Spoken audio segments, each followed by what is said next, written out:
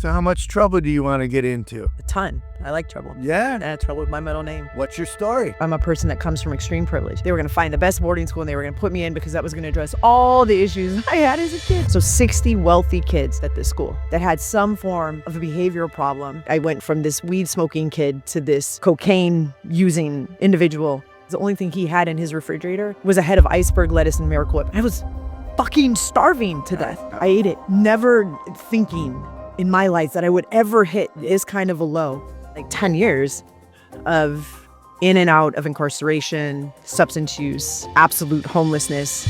My friends had like this little back house. It was like the crack back house. It was 4 a.m. The whole house was slamming up and down. In that moment, I was thinking, I'm gonna die. I don't have an ID. No one's gonna know who the hell I am. This is the end of my story, is death. I was arrested for a $5 piece of crack cocaine. I ended up getting 10 years. Everybody needs help. Getting out of homelessness is really hard. And your pathway isn't everybody else's pathway. I never said a word about lived experience when I moved into management. I did not want to be referred to as the formerly homeless, incarcerated, drug addicted Kris, right? But look, I have a story, right, that helped get me here. You're gonna love this podcast.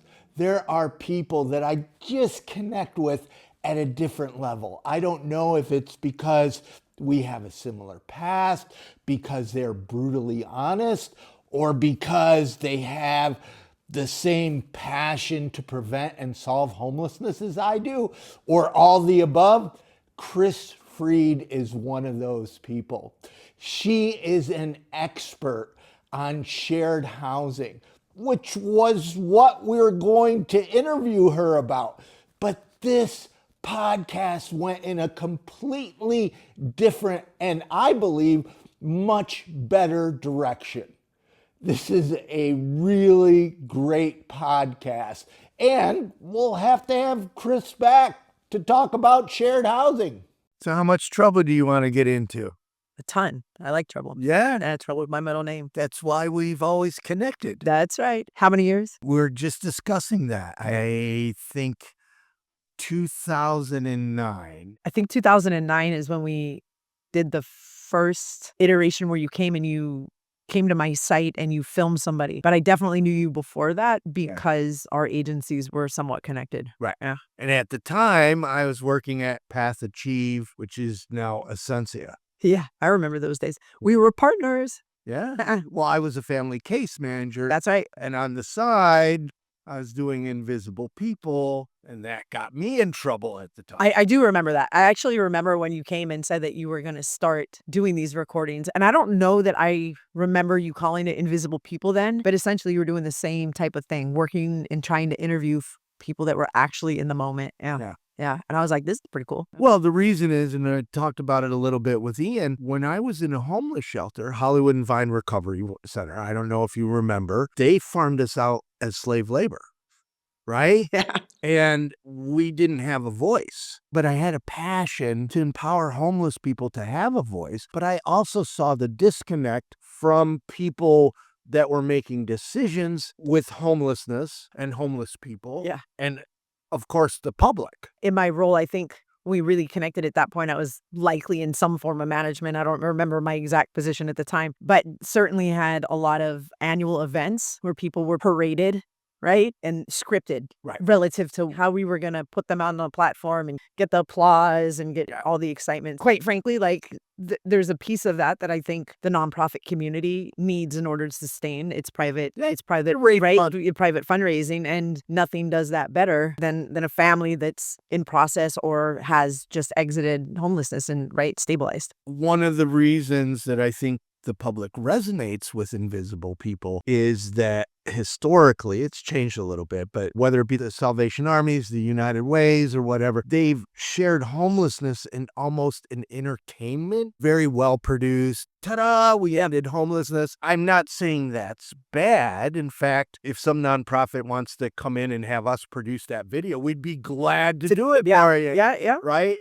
You got to raise money. But I think the authenticity, because here our videos were edited. That's right. So the moment, I remember interviewing a woman and she's talking about flying a sign at an intersection and how people are spitting at her and calling her names. And I'm like going, oh, this is so great. This is the message that the public needs to hear. And then she says, I'm a heroin addict. And I'm like, I can't cut that out. Right. But that's reality. It is And I reality. think people saw that and connected to invisible people. They saw the authenticity in our storytelling. Like, we talk often about meeting people where they're at, but meeting people where they're at can be a difficult thing to accept, I think, for the general public. But it really is about meeting people where they're at, and people are just all over the place. Like, I go back to my own story and think about that. Dang, if y'all I am not the same as I was 27 years ago. That is for sure. Yeah. Well, that's a good segue. What's your story? My story. Oh boy. I think you know this, right? Like, I recently did another podcast and it was probably one of the first times I've ever gotten more detailed than I think I would have in previous time about my story, because when you're a person with lived experience and you've elevated into some type of leadership, executive leadership at an organization or system leadership, you are always afraid of people looking at you in a different way, and you want people to just kind of recognize you for who you are in that moment. But look, I have a story, right, that helped get me here. We go back to age 15. Actually, we can go further back than that. I was saying this yesterday in a session that I was leading. I said, this kind of goes back to like when I was 3, 4, 5, like pretty early on. From a really young age, when I knew that something was different with me than from like the rest of my people. But fast forward that into like age 11, 12, when I got caught smoking pot at my bus stop in 8th grade. And I got caught and I got suspended from school. And my parents thought I had a drug problem. They were going to mitigate that problem by putting me in military school. They were going to find the best boarding school and they were going to put me in because that was going to address all the issues I had as a kid. And what's funny is that, when they were going around and they were interviewing these schools are salespeople too. The school that they ended up picking for me, it was in South Lake Tahoe. And my parents were convinced that this was a military school. It was the furthest thing from that. It was 60 wealthy kids, because I'm a person that comes from extreme privilege. So 60 wealthy kids that had some form of a behavioral problem and or were going to be skiers, avid skiers, and maybe U.S. hopefuls. And so you put those kids together, right? And you take the pot, the weed that I got caught smoking. And that was like nothing compared to what I learned and experienced at this school. Totally different, very elevated types of drugs and things that I never had access to, and no parents to tell me no. And so I spent just over a year at that school and came back home and was just a changed individual, right? All of a sudden now my parents wanted to step back in and reparent me. But at that point, right, I went from this weed smoking kid to this cocaine using individual, and I was not ready for that. I just couldn't fit in. I couldn't get along. And by the age of 15, they said enough and you have to go. That started the journey for the next 10 years for me of substance use. I got clean for a little bit of time. Around 17, I got everything together. I had this really great job. As a matter of fact, making more money then than I did in my first several years working in this industry, in this sector. You get a kid with a head full of steam and not a lot of knowledge or experience at real life, and that can be problematic. I went right back to what I was doing, but this time I left my safe neighborhood of even when I was sleeping outside on park benches in Agora Hills. Very different than where I ended up on the streets of Pacoima, where I spent. That's a huge difference. Oh my God, like night and day, like 10 years in and out of incarceration, substance use, absolute homelessness, using motel rooms where I could use it, doing things that even to this day I'm too embarrassed to talk about, right? It's the history, the shame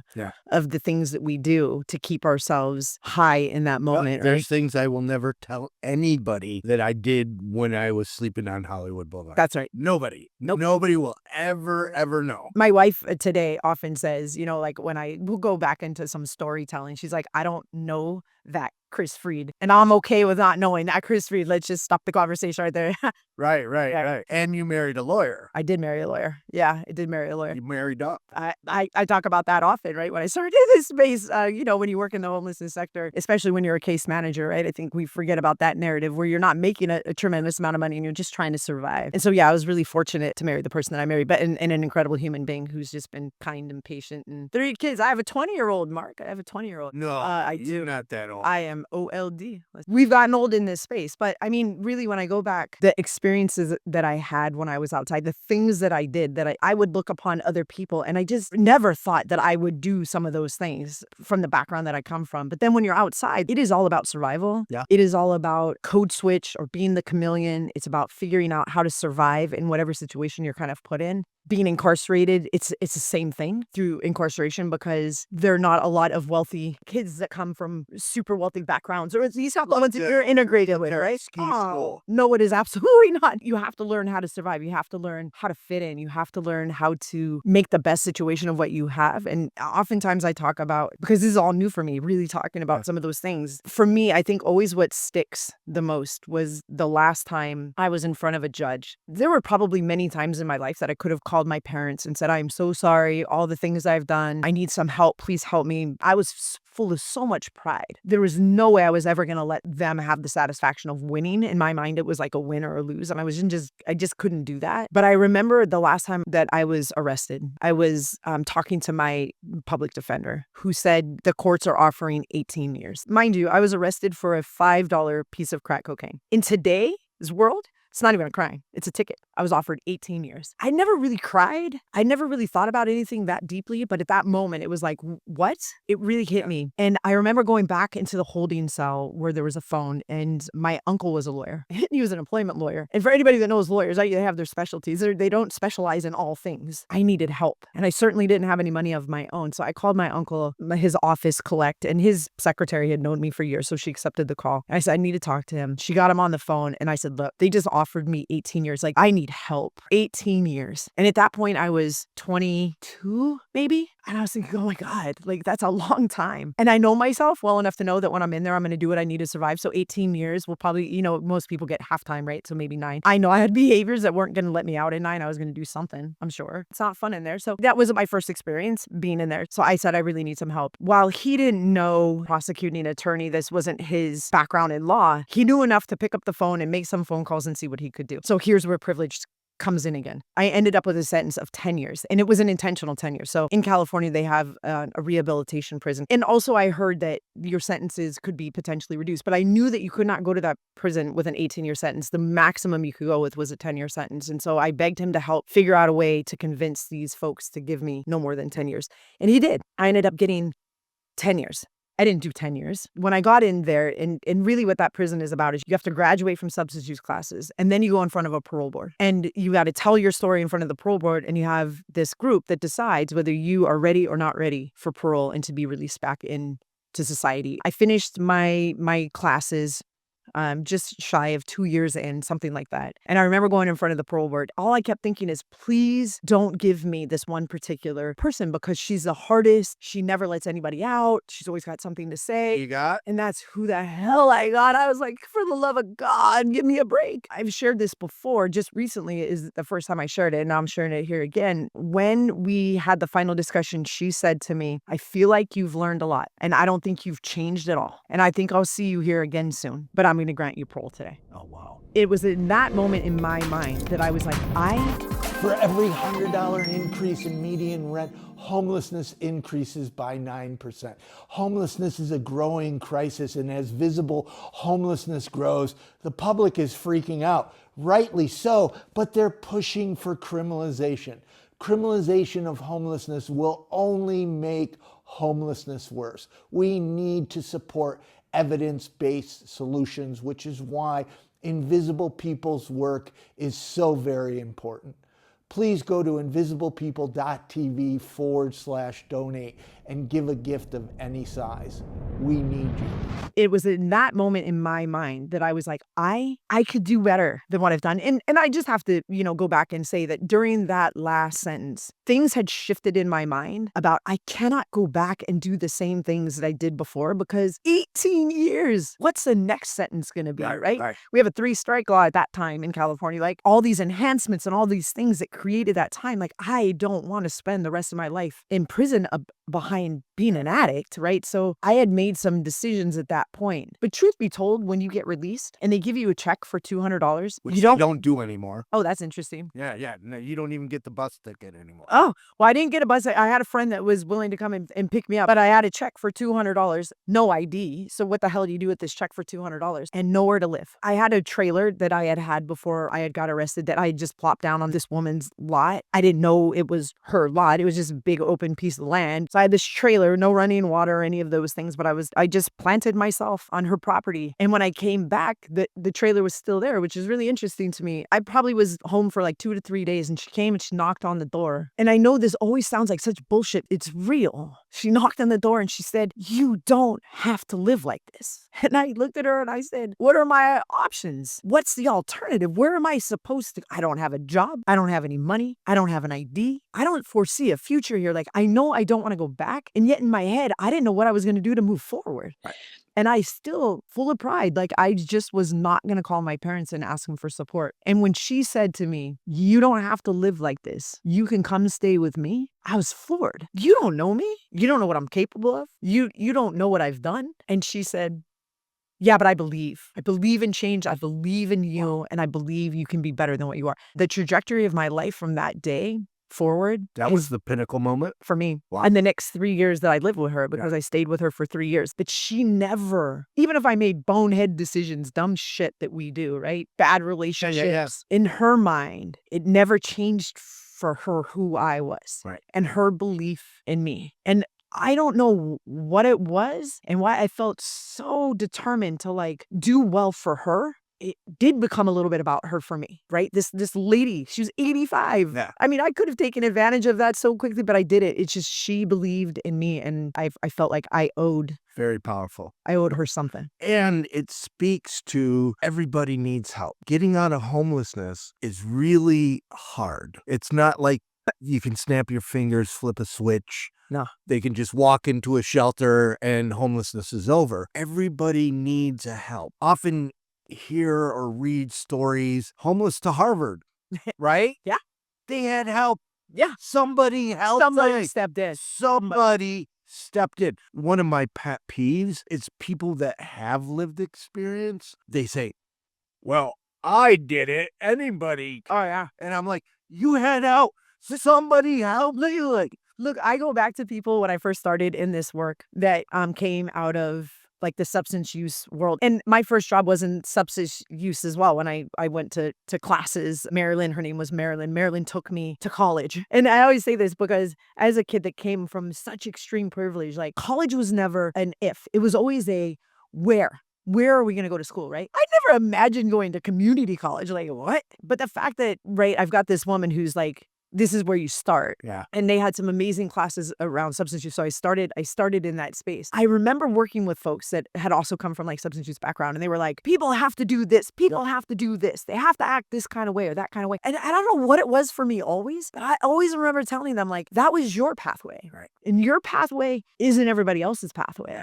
There's a toolbox of many different ways that people can go, and we should never make people follow in a pathway that we can. What we should do is encourage people that there's a better pathway, whatever that looks like. There is a different way that we can operate. There is a different road that we can take, and we should be encouraging people to reach the potential on whatever road or pathway that is for them. But it doesn't have to be the way I did it. And again, I go back to, I know that my climb out. Interesting you say climb out. Climb out, right? Oh, it is. I remember being super active in my use on the streets, sleeping in a park and saying, this cannot be my end. You know what was the end for me? It was a 1994 earthquake. My friend's mom owned a house and he had like this little back house. It was like the crack back house. We all got high there. There was just 3 of us in that house at that time. It was 4 a.m. and I was awake because you're always awake. Maybe not always, but I was always awake. I was always on the up and up. I had dropped a bag of my dope at a payphone. I left it on top of a payphone, but I had some more in my pocket. Those are unusual times when you have too much where you leave your right. And so I was telling my friend, we got to go get it. Because at this point we ran out. We got to go get it. I know where it is. Maybe nobody saw it. It's just in a little bag on top of the paper. Maybe it'll still be there. And she's like, okay, let's go. I had my hand on the door to go out of this little back house. Right. And for those that were awake during the 94 earthquake, the shaking wasn't the first part. Yeah.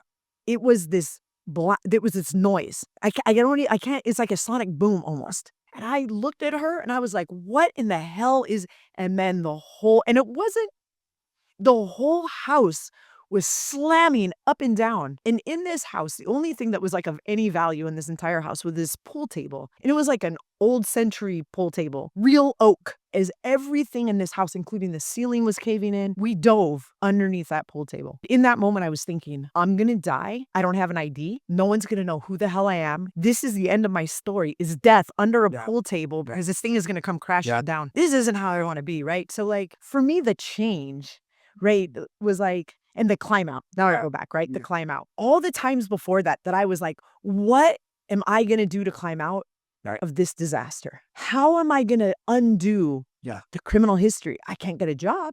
Who's going to hire me? And the fact that I didn't finish high school the traditional way and I didn't go to college, what am I going to do? Not even recognizing that the privilege I had simply by the color of the skin of my hair, and the fact that I went to some of the best schools as a kid. Right. And my education in some regard was what some people, I guess, would even relate to like a college degree. It wasn't, but nonetheless, And I looked at that and said, how am I going to climb out? It was not easy. Yeah. I will never say that it was easy. The things that I had to do were a little bit harder than if I had taken the easy, softer way and just gone to college and never found myself on the streets. So it was definitely not easy, but I looked at my friends, my people that I left behind.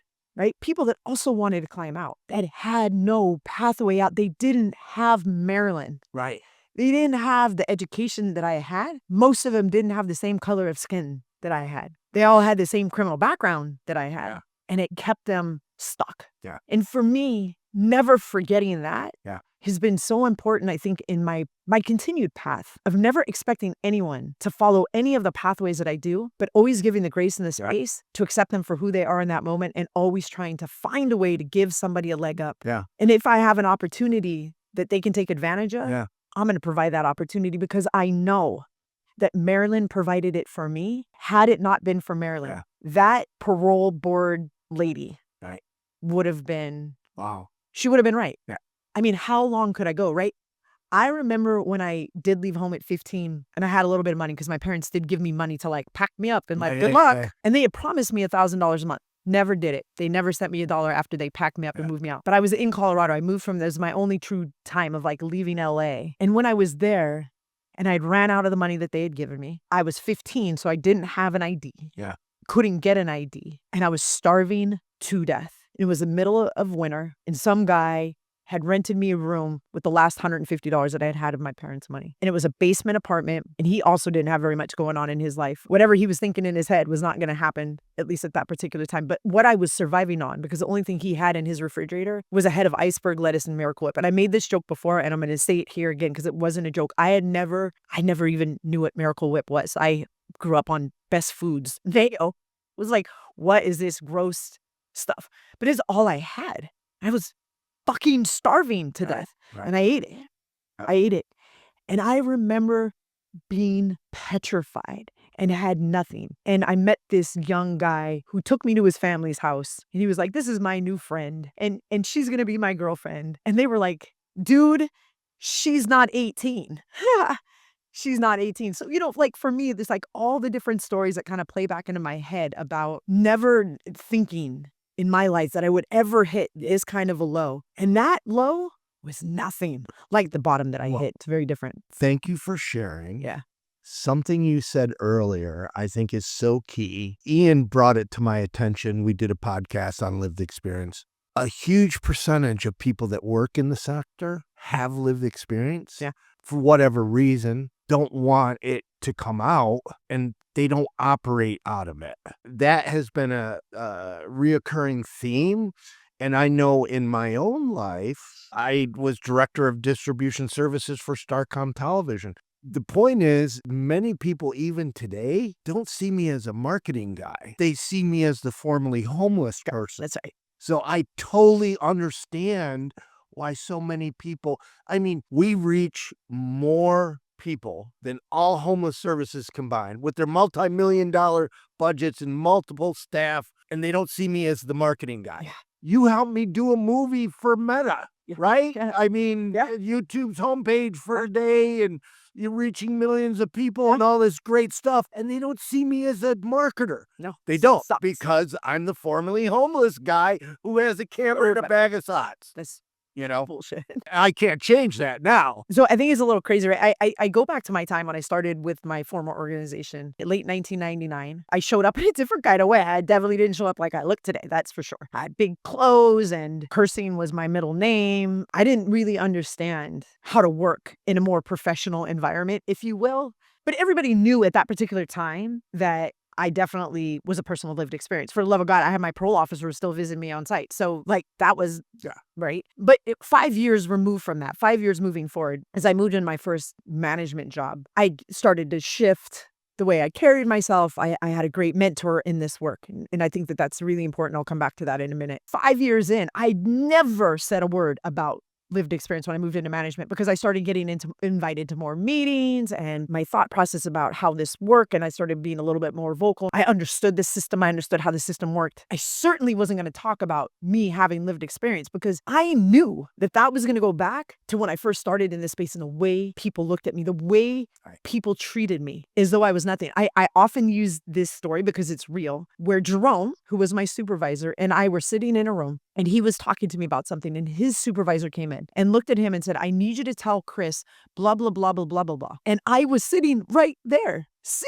And I'm like, hello, you can talk to me right here. But he devalued me because he knew I had lived experience. He knew how I was hired, right? He didn't see any value in me. And that stuck with me. That particular incident stuck with me forever. So as I started to shift and as I started to climb and as I started to get way more involved, I completely shut down to the fact that nobody knew I had lived experience, and I was not going to share that. I wanted to be invited to the table because I knew what I was talking about, not because I was a person of lived experience. Because to your point, to this day, people are still speaking about he's the formerly homeless guy. Like, I did not want to be referred to as the formerly homeless, incarcerated, drug addicted Kris, right? I wanted to be invited to the table because I belonged at the table. This is about homelessness. Yeah. We did the lived experience. Yeah. What's the state of homeless services today? I mean, and you could be LA specific if you want. No, but I think it's across the country. There are a lot of people doing amazing work every day, but we do have a staffing shortage, without a doubt. We have folks that are kind of stepping into this role that aren't trained necessarily. Oftentimes we hear they're not paid what they need to be paid, like real work, right? We hire a lot of people with lived experience, and yet we throw them into positions and have an expectation that they're just going to thrive. And oftentimes some people just 5 days removed, right? Case management today isn't like case management it was 10 years ago, 15 years ago. Because people aren't trained or coached in the same way, or because it has shifted. Back when I started, like, we hung out with people. We spent time really getting to know people. We were crafty in our approach. Yeah. We knew how to speak to people in the moment. There was a time where my supervisor was walking by, the CEO of my organization was walking by my office, and she heard me yelling, probably telling someone to sit the fuck down and calm down. And she opened my door and she was like, "Is everything okay in here?" Right. Myself and the client that was in my office just looked at her and said, "Yeah, everything is good.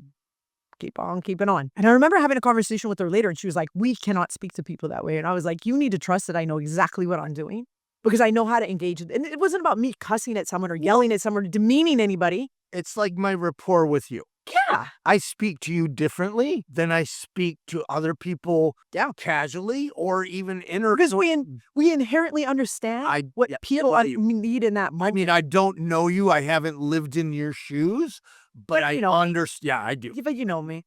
In the same way that I understand the people that we're working with in a different way. There's such a push to get numbers up. And I understand the political pressure. I did a ride along with one of the big organizations in LA. Whenever somebody like me with some influence, a supervisor goes, and we were moving families, and the one worker, when the supervisor had to go in the house, he came to me and he says, "Mark, we're told not to help people. We're just told to move them to A and B and get them there as fast, right? Because you got to get the checkbox. But if that family says, you know what?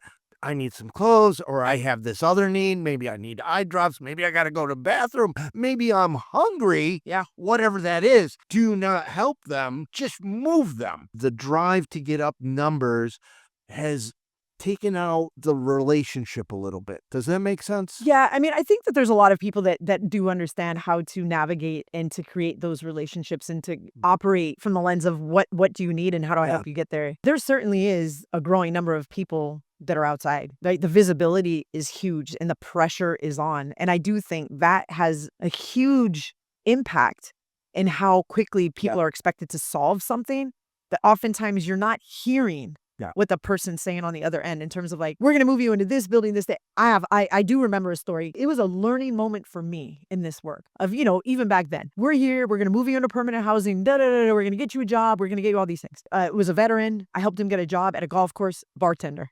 Made a lot of money, this guy. And he kept telling me, my goal is not to get this apartment, Kris. Like, I want to buy a motorhome and I want to go around the country and pack parachutes. And I was like, what does that even mean? Pack parachutes, right? But I guess it's a thing. Here I go. I find him the perfect apartment and I'm like, I'm going to move him into this apartment. And so I helped facilitate all this movement into the apartment. And he showed up back at the shelter the day he's supposed to move into his unit with his motorhome that he had purchased from the money he had saved. And he was like, peace out, I'm going to pack parachutes. And it was in that moment that I was like, my vision is not your vision. Right. And I got to do what's right for you, right? And I got to help you move. So I do think that there is a shift to want to do more, more fast. We need to give people, right, the tools that they need to be successful and still do all of those things while getting people a house. I have two quick stories. One was when I was a family case manager. Our job was to take people from the winter shelter, take families because they can't live on the cots, not a place for children, put them in a hotel. You know the routine, right? Yep. Put them in a hotel, but they didn't have food. So I would take them grocery shopping, but the amount of food that I was allowed as a case manager wasn't really enough to feed the family, right? So at the time, I was eating Dollar Ralph's pizzas. My income was so low that I was at the poverty level. And there was a church that learned about this, and they started giving me Ralph's gift cards for me to eat. Then I would give them to the homeless families, right? Because no homeless family is going hungry on my watch. That's right. Then the church learned about that, and then they started, instead of $100 card, they would give me $4.25, and then I could give to the, that's right. You know what I mean? So I was in Ottawa, and I was out with the outreach team, and Invisible People, we interviewed this wonderful woman. She'd been out on the streets for probably a year accessing services. So we don't know what that could be. $50,000 taxpayer money or more, maybe a lot more, right? We went to lunch afterwards and the outreach team told me she'll never go in housing. I'm like, well, why not? Yeah. Well, because she just wants her RV fixed because she wants to drive home. And I'm like, oh, okay. How much is that? They said $400. I was like, well, I'll raise it. Cool. Oh, no. She also needs gas and food. And I'm like, well, how much is that? And they said, well, $200. How about if I just raise $800? Which I did. And they literally, then I had to jump through hoops getting the money to them. And, of course. I do. Right. Yeah. So, but then she fixed her RV with her partner and they were able to drive home, sent me a beautiful video. And then the outreach team or the nonprofit about a year later contacted me and said, the last time we heard from them, they were connected to the garage. They pulled their RV next to the garage of their family and they were living happily ever after. That's right. So for $800, you just listen. Just listen. If you just listen to the homeless person, they're going to tell you what they need and what they want. And that, I think we've lost that kind of along the way. We're so focused on like our vision for what permanent housing. And I just learned that so early in my career that everyone has their own path. Listen. Yeah. $800 ended homelessness for two people. That's right. Two people. That's right. That had been probably accessing services $100,000, $200,000. Who knows what? It's the same thing that I talk about when I talk about shared housing sometimes, right? People will say, our people won't take that. And I say, well, What does that mean? We have lots of people that are living in encampments together that are besties, that like, if you gave them nobody's talking about get them a studio apartment with bunk beds, but get them a 2-bedroom apartment. And by the way, the social capital in that could be really, really important for them, right? You're creating community in many different kind of ways. Like, no one's talking about throwing people in old style sober livings, but everybody has this vision of like, that will never work. I'm like, did you talk to people about it? Yeah. Like, you just don't know what the pathway home for somebody is. And I think when you start getting into this space of like, we got to move faster, we got to move faster, we got to move faster. We do need to move faster. We absolutely need to move faster. When we have someone who says yes, don't take 3 weeks to then go back and find them and move them in. Well, Move them in. I believe we need a culture of wanting to improve. So I don't know if you saw our documentary from Finland. The outreach team writes a report on housing first, a little bit different, but they write a report that goes to their boss, to the news media, and all politicians at the same time. Interesting. That is transparency because they want to improve. What the outreach team sees That is as some- interesting. Yeah.